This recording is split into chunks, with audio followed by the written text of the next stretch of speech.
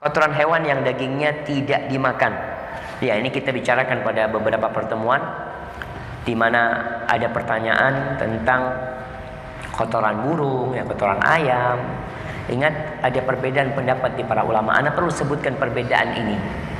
Kenapa perlu disebutkan? Supaya tidak kita ini nggak kaku menghadapi masyarakat di sekitar kita. Kitab Al-Wajiz ini menyebabkan fanatisme di sebagian ikhwan yang belajar kitab ini. Sampai ibu-ibu yang ngaji kitab ini kalau ada perdebatan yang mereka bawa kitab Al-Wajiz. Di sini nggak disebutkan di kitab ini. Seakan-akan semua ilmu itu di kitab ini. Kalau nggak ada di kitab ini, salah gitu. Nggak, belum tentu. Jadi Syekh Abdul Azim Al-Badawi hafizahullah ta'ala dalam kitabnya ini beliau berusaha meringkas yang menurut beliau itu rajih, itu yang beliau sebutkan. Yang menurut beliau itu lebih kuat. Ingat, anak kata menurut beliau dengan dalil-dalil yang beliau lihat itu kuat. Maka beliau memutuskan tanpa menyebutkan perbedaan pendapat. Tapi anda perlu menyampaikan hal itu karena di tempat kita tahu mazhab yang dipakai di negeri kita adalah mazhab Syafi'i.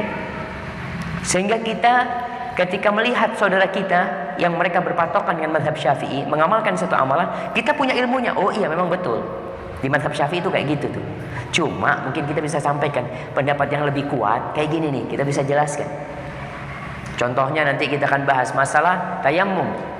Di mazhab Syafi'i, tayammum itu dengan 2 pukulan. 2 kali mukul tanah, debu. Dan ketika mengusap wajah sendiri, tangan sendiri. Dan mengusap tangan itu sampai ke siku. Sedangkan kita akan pelajari Syekh berpendapat yang lebih kuat, dan itu pendapat banyak ulama, hanya sampai pergelangan tangan. Maka perlu kita menyebutkan hal itu supaya kita nggak gampang-gampang nyalahkan nanti. Melihat orang tayamum sampai siku, Allah, aliran opo gitu.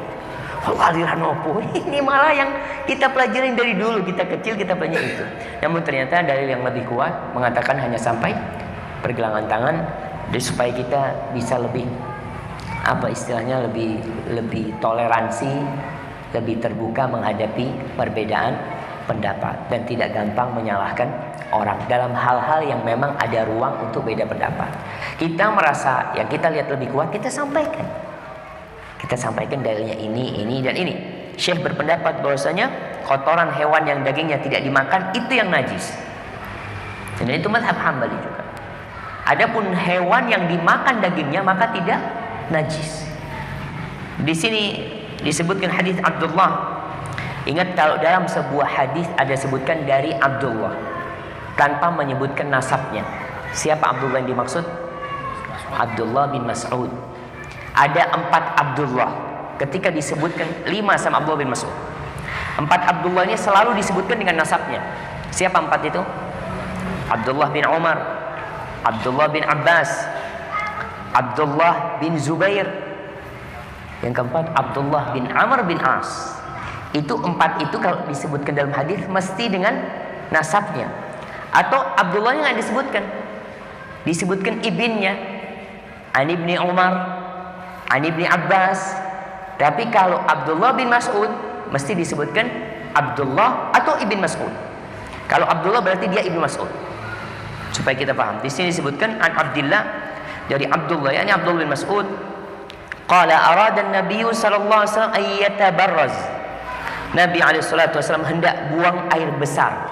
Yatabarraz itu istilah orang yang ingin ke tempat terbuka untuk buang air besar.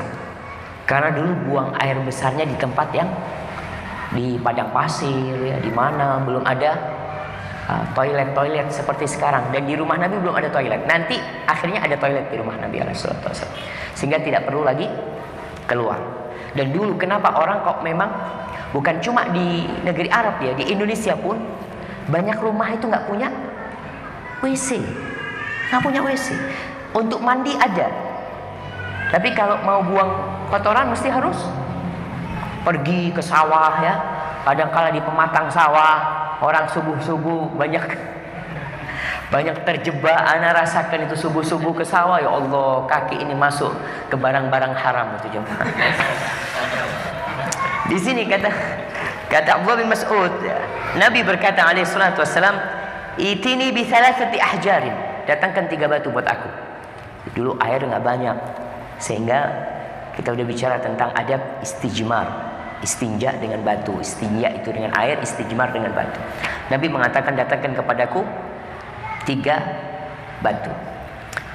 Fawajadtu lahu hajarain wa rawthata himarin. Tunggu bentar. Dia mengatakan,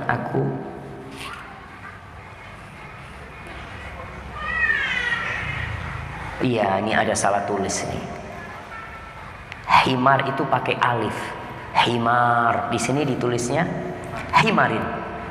Nggak benar. Yang sahih di bahasa Arabnya nih tulisannya himar. Jadi tolong diperbaikin. Nah, himar itu pakai alif, jadi himar yang artinya keledai. Nah, panjang tuh pakai mat, pakai alif, himarin. Fa amsakal hajaraini wa taraha rawthah. Nabi alaihi salatu wasallam hanya mengambil 2 batu, 1 butir kotoran keledai yang kering itu dibuang. Beliau berarti beristijmar hanya dengan 2 batu. Ustaz, masa nggak ada batu? Di padang pasir itu jarang batu malah. Yang ada pasir. Jadi cari batu susah, kecuali di padang batu. Atau mungkin banyak batu, cuma batunya besar-besar. Masa antum pakai batu? Ya nggak mungkin. Dan Nabi SAW ketika membuang itu kotoran, beliau mengatakan, hiya rijis, itu najis. Dari sini pendapatnya kalau yang najis itu kotoran binatang yang tidak halal. Ustaz, tapi mana dalil yang mengatakan kotoran binatang yang boleh dimakan itu tidak najis? Kan hadis ini tidak menafikan yang lainnya tidak najis, hanya menyebutkan kotoran himar itu najis. Apakah berarti kotoran binatang yang halal dimakan itu tidak najis? Tidak ada penjelasan dalam hadis ini. Inilah buku-buku yang ringkas ini biasanya hanya menyebutkan dalil yang menurut Syekh cukup. Kalau kita ketemu orang yang ngerti dalil, dia kata enggak, ini Syekh nggak ngerti, ini ada dalil yang mengatakan najis semuanya. Semua kotoran itu najis. Yang mengatakan kotoran binatang yang bisa dimakan itu tidak najis adalah hadis tentang diperintahkannya untuk berobat dengan kencingnya onta. Kencingnya onta. Nah, kita disuruh minum kencingnya onta. Dan subhanallah, anak pernah pesta kencing onta jemaah. Sama teman-teman di Abu Dhabi kita bawa tuh yang hadir kajian, kita kasih tuh. Dan mereka pada minum, sebagian mau muntah minum kencingnya onta, namanya kencing onta jemaah. Ya Allahu Akbar, bukan kecut jemaah, kecut pahit campur aduk juga. Dan antum kalau memikirkan ontanya waktu kencing ya, jadi tambah nggak bisa minum. Tapi itu dianjurkan terapi dengan kencing onta. Dan Nabi SAW melarang kita berobat dengan yang haram. Semua yang najis itu haram. Dan tidak semua yang haram itu najis. Jadi kalau kencing itu najis berarti haram. Selesai sudah. Tapi kan diperbolehkan. Lalu Nabi SAW ditanya, boleh nggak kita sholat di kandangnya kambing? Antum jangan berpikir, ya boleh aja Ustaz kan, asalkan pakai sejadah. Dulu nggak pakai sejadah. Tanya mau sholat di kandang kambing sudah. Kalau pakai sejadah ya sudah, kotorannya kan tertutup. Tapi berbicara tentang sholat di kandang kambing, Nabi SAW, kalau kau mau sholat, fadhal, sholli fi marabidil ghanam. Maka itu dalil yang mengatakan bahwasanya kotoran binatang yang halal dagingnya untuk dimakan, maka tidak najis. Tapi ingat, pendapat Imam Syafi'i najis.